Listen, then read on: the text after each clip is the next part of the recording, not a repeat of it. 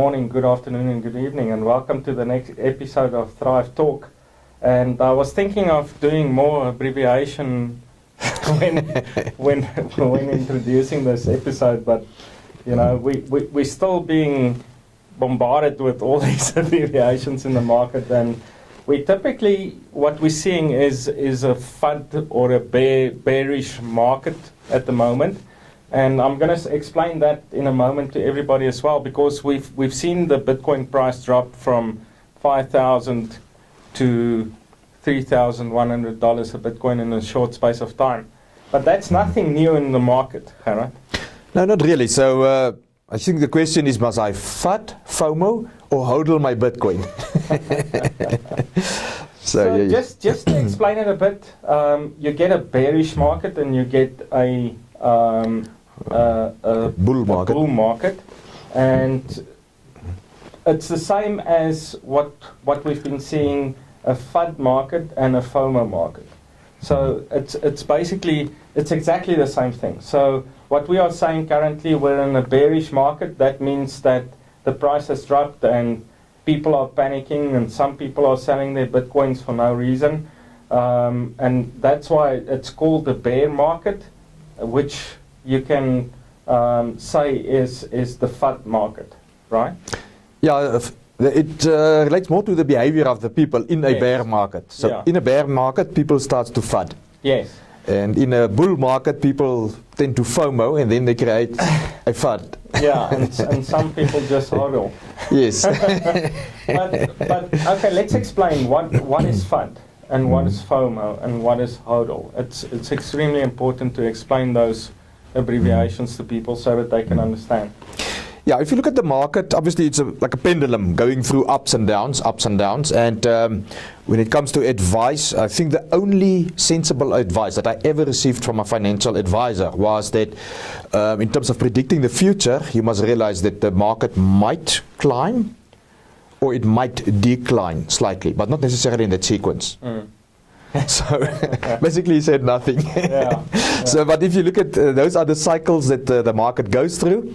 So what will happen is a commodity or a new initiative is out there. It's not unique to Bitcoin. No, absolutely not. Not to cryptocurrencies, not to ICOs or initial coin offerings. It's a general thing where people are trading. And in the general market, if you can go and look at the stock markets, you can go and look at commodities, anything out there, it's exactly the same scenario. Yeah, so if you start, say, where something is busy trading, it now becomes newsworthy, so people become aware of it, so there's a greater awareness growing around it.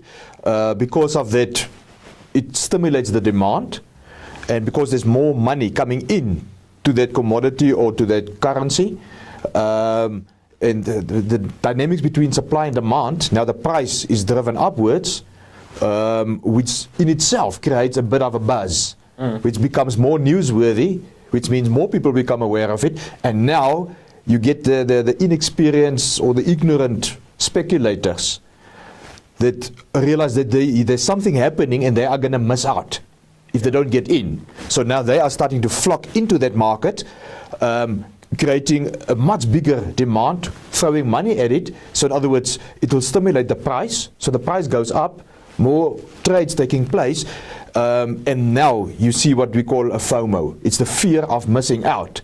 It's now driving the price.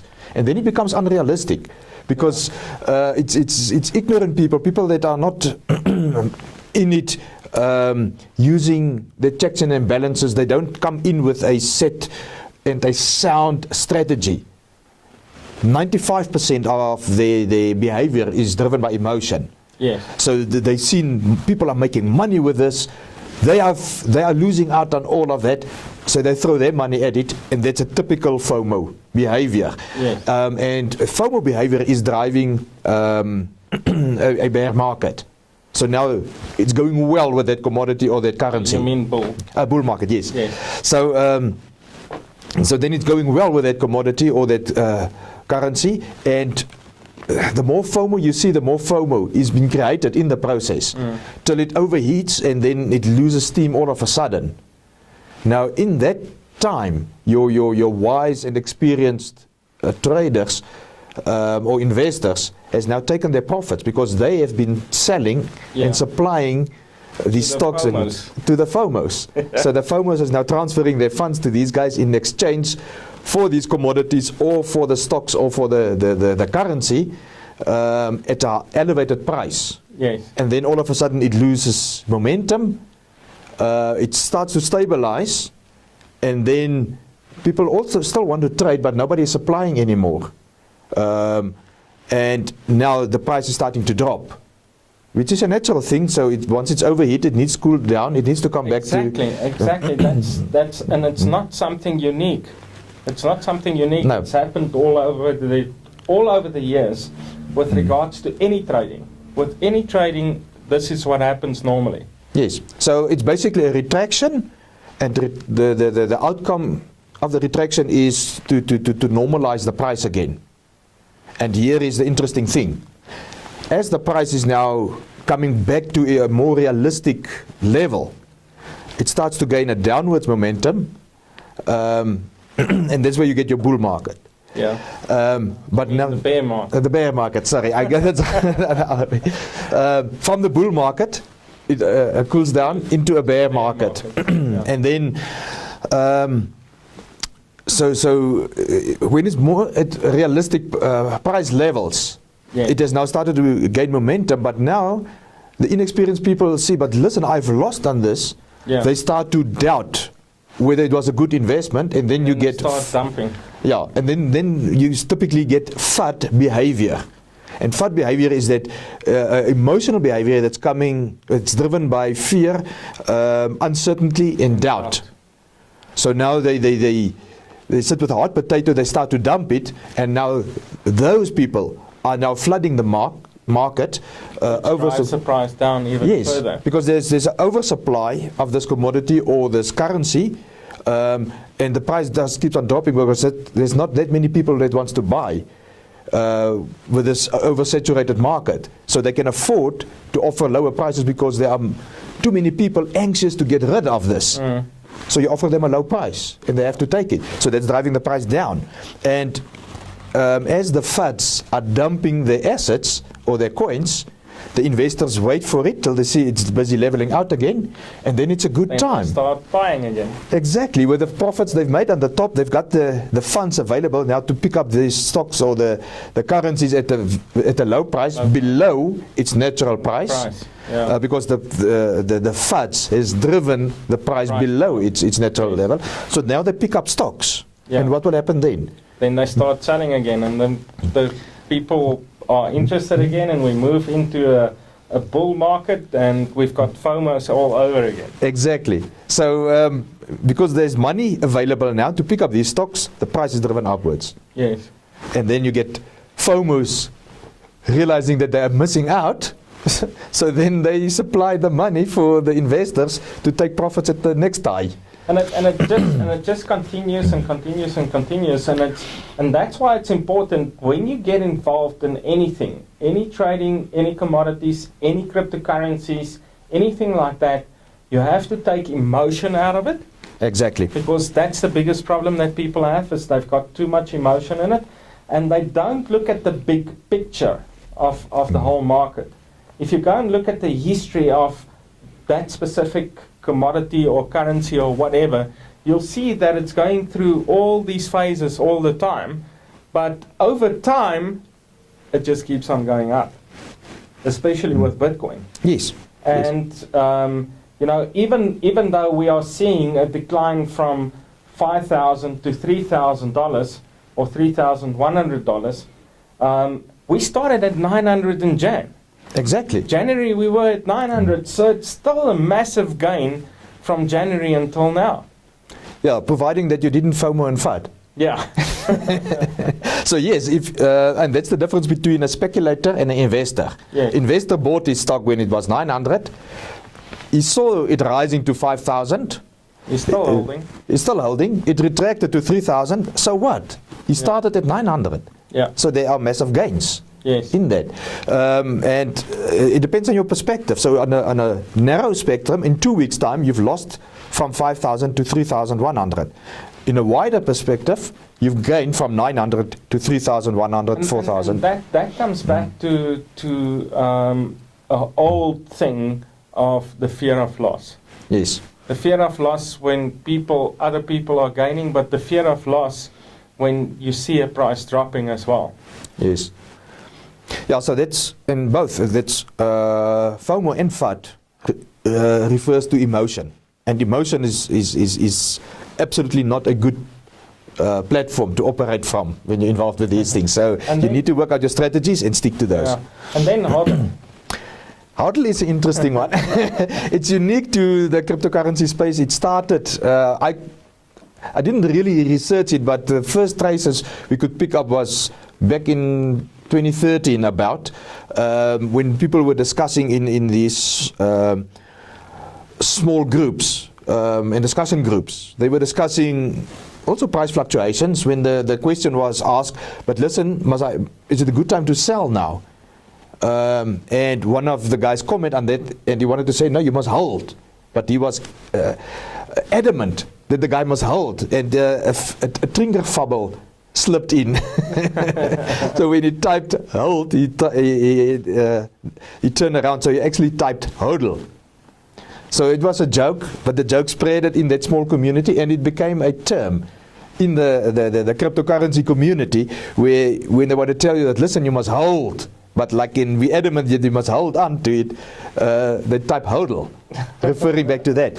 And subsequently, hodl has actually became an acronym for hold on for dear life. Yes. Yes. Perfect. So on that note, no, I think we're not done yet. No. We still have to talk about the mainstream media and what happens with mainstream media, because that's what causes the chaos usually. Yes, that's where, I don't want to say the ignorant people, but people that doesn't make it their business to study these things. They pick up their news there, and it's from those news that's been taken out of context. Yes. That the emotion kicks in, and that's when people FOMO, or that's when they FUD. And you can always trace it back to a person that's got a specific agenda that starts a rumor in mainstream media, and that's what mainstream media does, is they catch on to these rumors and just drive all the negativity into it, because people are negativity magnets. Absolutely. And that's a big thing. And we'll always have this negativity in mainstream media, because other people will be scared of something that's growing rapidly, and that's the big thing, and they'll start anything to protect themselves. They'll start any rumor, any negativity to protect themselves, and that's exactly what happened in Bitcoin at the moment. We had the person that spread a lot of negativity or negative rumors about Bitcoin, and also misinformation regarding the China market. There was a lot of misinformation regarding the China market. And if you go and look at mainstream media, yes, Bitcoin is in it, but that's not where the main news of Bitcoin lies. Yes, it is. When you look at it, the absence of news about Bitcoin is conspicuous in the mainstream media, because only every so often that you might pick up something, and then it's normally sensational, and it's typically negative. That's where we got the mainstream media did pick up on the Chinese issue, in the Bank of China that wants to close ICOs, etc. So they take it out of context, and that creates a lot of emotion around that. But it is a small amount of coverage in comparison with what you find on Google. If you look at the hit rate of Bitcoin on Google searches, it's right up there amongst the top 10. And on YouTube, I mean the amount of YouTube videos relating to Bitcoin and cryptocurrencies that's been posted on a daily basis, it's far outweigh that which you will find in mainstream media. So it's almost as if mainstream media is purposefully trying to avoid coverage And it's only every so often when there's something seemingly negative coming through that they might pick up on it. But for the rest, you won't find it in mainstream media. And I can promise you that this will not be the last time that somebody tries to attack Bitcoin, because you can understand that your traditional financial institutions, they are scared of cryptocurrency. They're scared of Bitcoin. It is, because it's one of those game changers that's going to change the whole ecosystem. It's going to change the entire environment. And it creates to say it creates a lot of uncertainty is an understatement. Yes. It's going to disrupt the entire environment. And unless they adjust, they can have a Kodak moment. Yeah. So the first reaction would be to attack. Yes. And create disruption within that community if they can, and if not, they'll have to adapt and join. Yes. So yeah. So that's all that we have to talk about on this specific episode. So yes, don't be the guy to FOMO and FUD. No, because if you do, then you are merely the guy that's funding the profits for the investors and providing the cheap commodities when they are buying again. But you can be a hodl. Yes, so go out and hodl. Thank you. See you next time.